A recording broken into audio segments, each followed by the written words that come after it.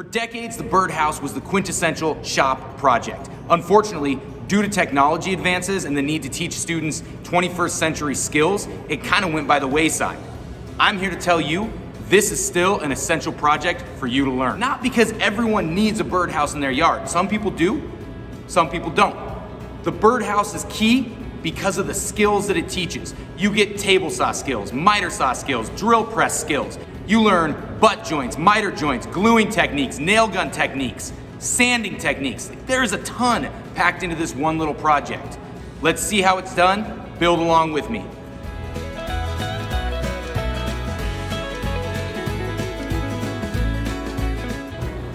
Okay, so we are going to be using a piece of 1x6 pine. You can use whatever wood you want for this as long as it is fairly flat. Okay, we don't want any cupping. 1x6 means in actual terms that it is 3/4 of an inch thick, that it is 5.5 wide, and then whatever length it is. We need 36 inches total to complete this project. So that's the first thing I'm going to do is I'm going to measure and cut 36 inches.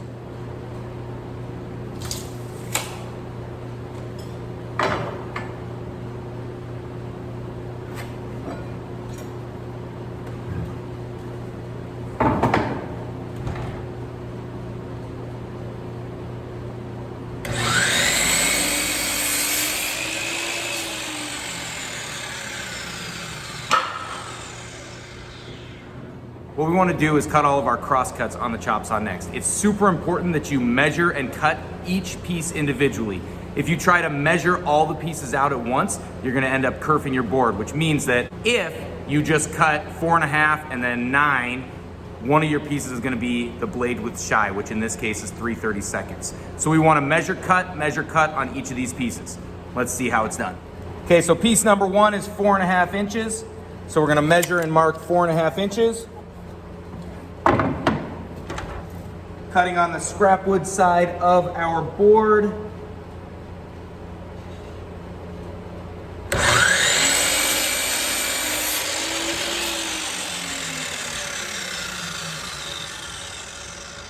And then it's helpful just to label what piece that is.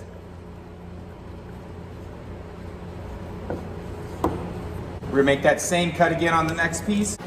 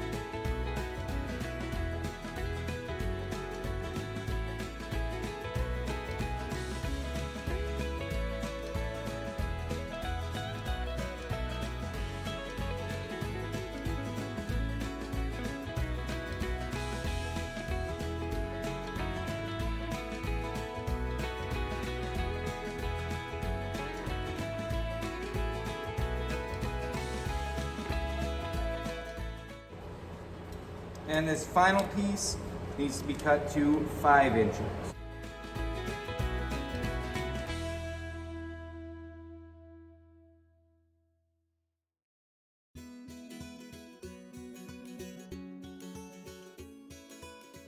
Okay, so there's all of our pieces for our birdhouse. Let's head over to the table saw and make our rip cuts. Okay, so all of our with the grain cuts are gonna come on the table saw. So we're gonna start with our front and back pieces. These guys were 4.5 inches that we cut. We need them square, so 4.5 by 4.5. So I'm gonna move my fence in, set it at 4.5. Double check that it is in fact the width that I need it to be. Now, I'm under 6 inches, so I need to use a push stick here. Set my blade height. Line myself up on the proper side. I'm gonna have one hand on the fence. My push stick is gonna go in between my hand and the blade.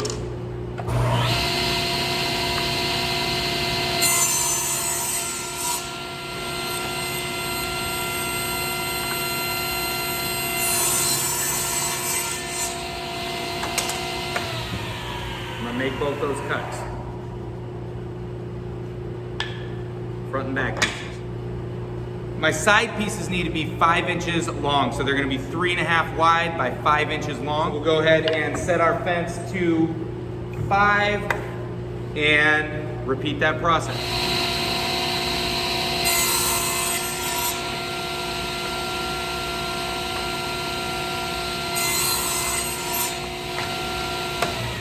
My roof pieces are 7 inches long. They need to be 5 inches wide. So we don't have to move the fence. We already cut that 5-inch piece. So same process.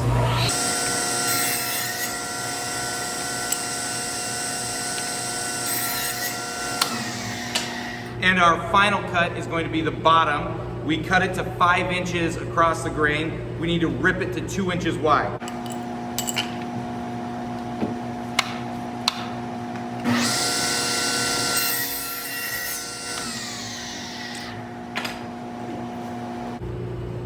Okay, the next step in our process is we are going to cut our miters on here. So our front and back don't need any 45-degree cuts, so we're just gonna go ahead and set those guys aside. Our sides, our roof, and our bottom pieces all need cuts on them. Our roof is gonna sit like this, so we need to put 45-degree angles at the top there. Because this is wider than it is long on that 45-degree cut, we're gonna use a sled. So here's how we set that up. Tip your blade to 45 degrees.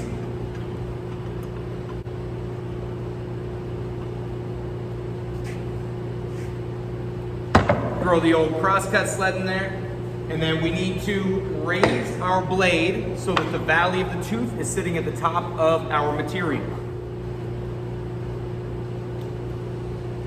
Just like so. Now, you can do a bunch of measurements and you can figure out the geometry on where that cut goes. We want the blade to cut right along that top corner. But an easier way to do that is take a piece that's straight, line it up flush, and bring it up to where the blade is. We want that piece that's overhanging to just barely touch the top of that blade, and that should be where we want the blade to be. Pull your saw back, start your blade.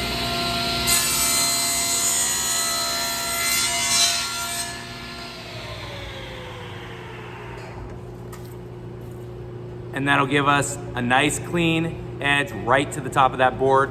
So this is still 7 inches long. Repeat that process with your other piece.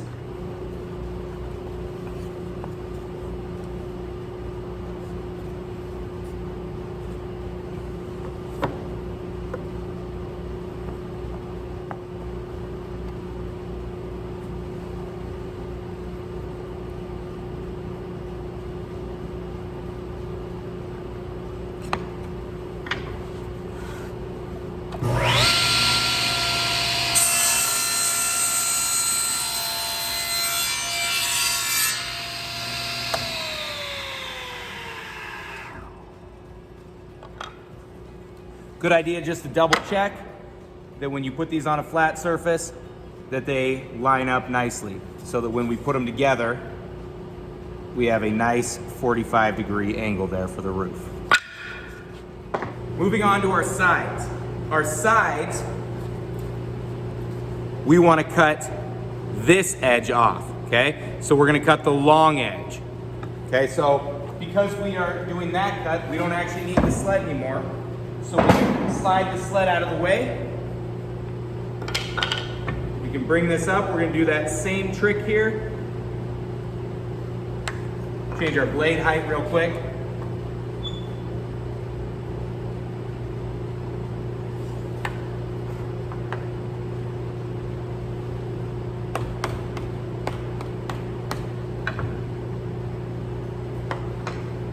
Nice thing about using the fence is both your pieces should be exactly the same. Now, I'm going to need a push stick here. I'm going to go ahead and use a longer one.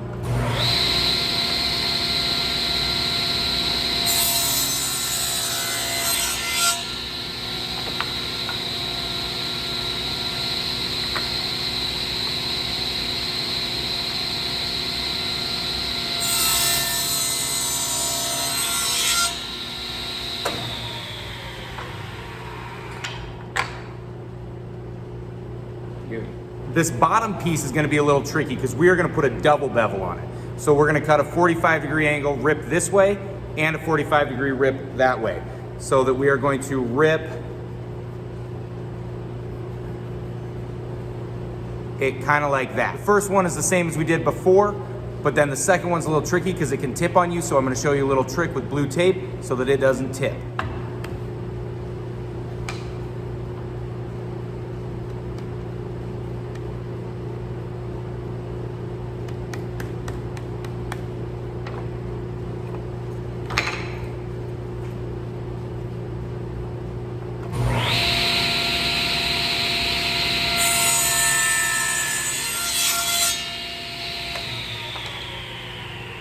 Okay, so we're gonna take our offcut, we're gonna tape it back in place, flush with the bottom. That's gonna give us just that little bit of extra support that we need.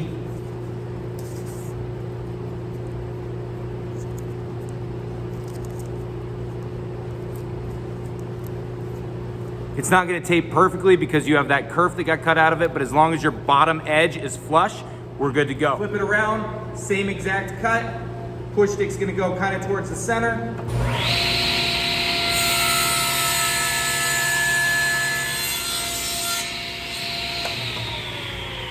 Go ahead and pull that blue tape off of there. And we have our double bevel.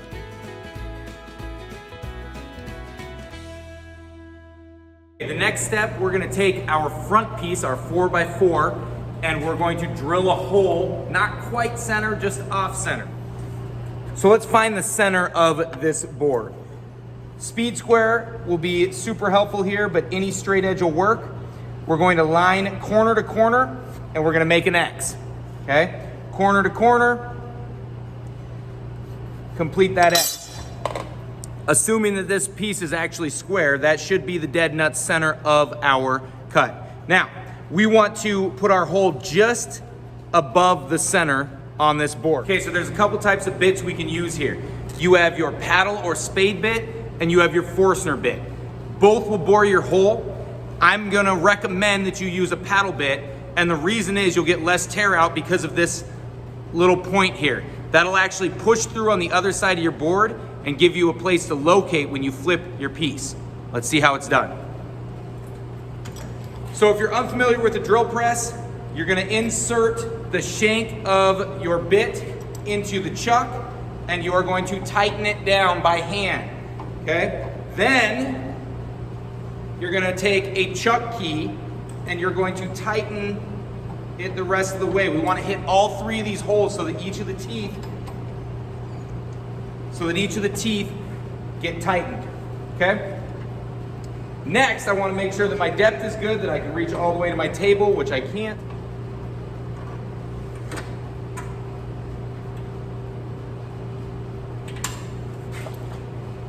Okay, so my depth is good now. What I wanna do is line up on one of my lines so the edge of my bit is going to come down just on the center of that, and I'm gonna push it and make a little mark so that I can see it. Hold your piece firmly.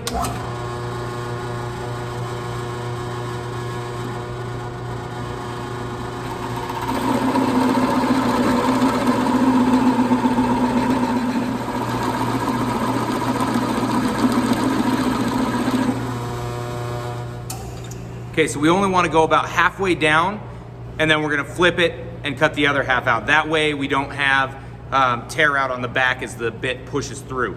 So you've got a hole here, you can just locate your bit right into it and cut the rest of your...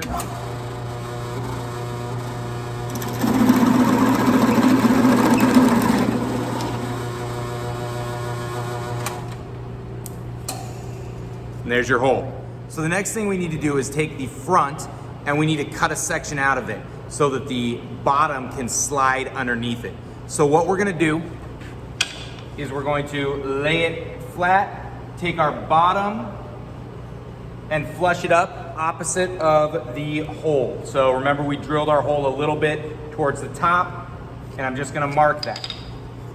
Just like that. Now that's a 45-degree angle. I can slip that off right on the chop saw, but this gets cut out. Remember that when you cut this, your blade needs to be on this side of the kerf, okay?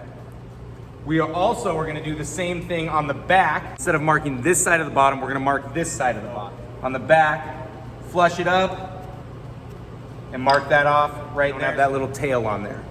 We'll head over to the chop saw and cut those out. Okay, so go ahead and bring it over to the chop saw. You're gonna turn your chop saw so that it is at 45 degrees and lock it in place. Then we're gonna slide this up. Bring our blade down so that the kerf is right on that point there.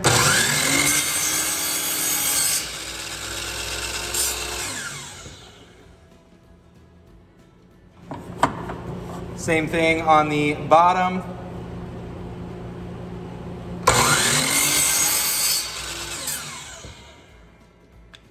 So now these sit opposite each other like that. Okay, so it's time for assembly. We've got our front piece with the hole drilled in it for the bird's entry. We've got our back piece with just that little corner nipped off. We've got two side pieces with 45-degree bevels on them. We've got two roof pieces with 45-degree bevels on them. And we've got one bottom piece with a double bevel on it. We're gonna start by gluing it together, and then we're going to hit it with a finished brad nailer to kind of secure it in there. Okay, so little trick with blue tape. So line your boards up with the edges facing each other, miter facing down. Go ahead and take a strip of blue tape and place it on there and smooth it out. Another one for good measure here to make sure that we get both sides of the joint perfect. So it should look something like that. And then when you fold this together, it'll hold it in that 45 degree for while you glue it.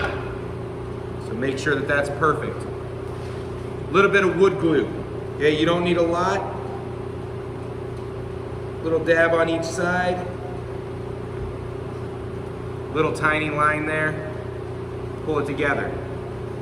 Okay, now it is super important that we make sure that our miters line up nicely here. And we want to make sure that we wipe any excess glue out of the edges of our joint. So we're lined up, we got our blue tape holding it on there. Finish nail gun. Pull back the collar, load it on there. Line up, make sure that again, your 45 degrees are perfect. Making sure that your fingers are out of the way. And pop it in there. Flip it and hit the other side.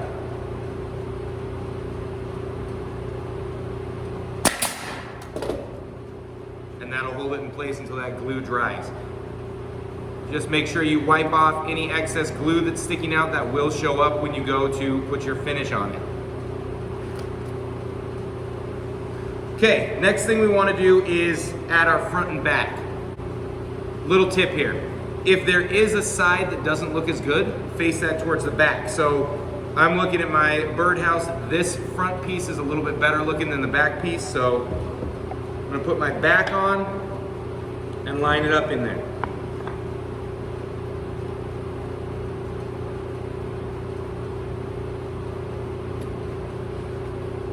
Again, a little bit of glue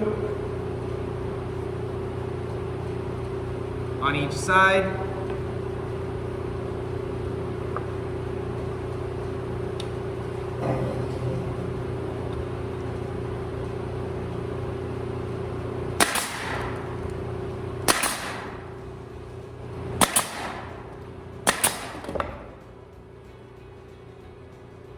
Okay, and we've got our back on.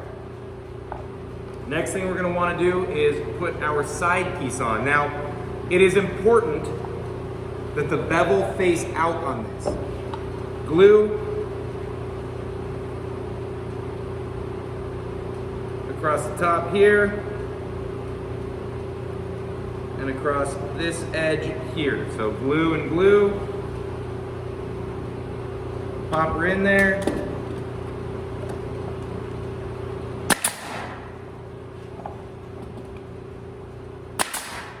Nail that bottom piece in. Same thing here. This one's gonna go on this side. Now notice I only nailed the bottoms. I wanna wait to nail in this part until I get the front end.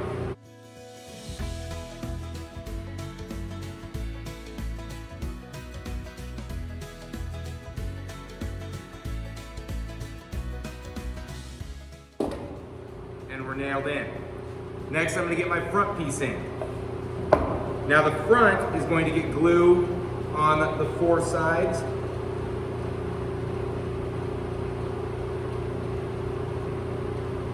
Just like that. And we're gonna squeeze it in to that opening there.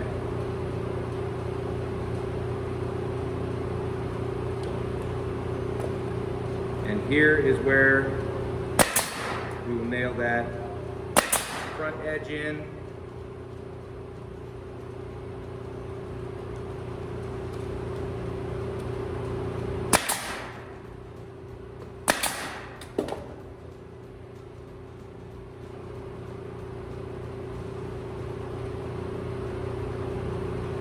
Clean that glue up a little bit. And there's our birdhouse completely assembled. We want to make sure that we do not nail this bottom piece in, because this bottom piece is going to slide in just like that, and you want to leave that so that it can be pulled out so you can clean out any of the goo that's in it. Okay? One last thing that we're going to do before we let this dry and sand it is we're going to mark where the front is, because I don't want this sticking out. Take this over to the chop saw and cut that off. Make sure that you cut on the scrap wood side of your line.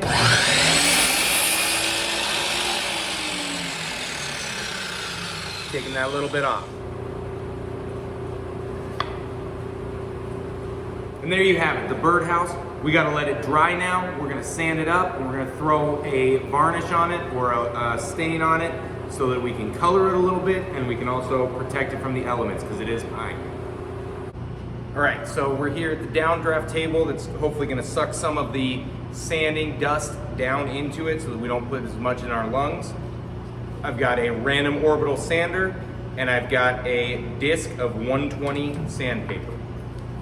If your birdhouse has lots of very uneven edges or maybe it's got some ugly marks in it, you might want to start with something like 80 grit and then move back up to 120. But 120 is a good place to start if you just need to kind of clean it up. So here we have 120. We're just going to start sanding away.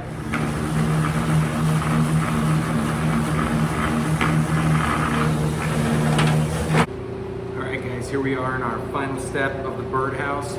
We got her constructed, we got it sanded down. Now we just need to put a little bit of stain to give it some color and then some varnish to kind of protect it from the weather outside. I typically use the method of put it on with a rag and then wipe it off with a dry rag. I don't usually use paintbrushes because they tend to leave marks in it. So a little bit of stain on the rag.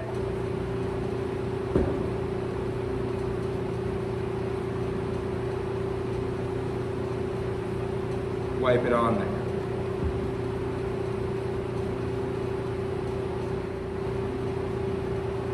Now you can see if I were to just leave this on here like this, it would dry blotchy and ugly. So I take a dry rag and just wipe off the excess, almost like you're trying to clean it off.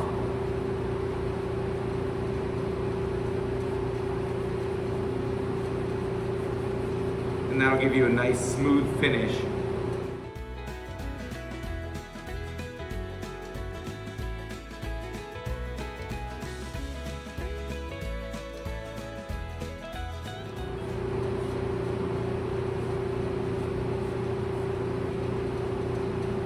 Now if you wanted a darker look, you would just reapply another coat of stain later on.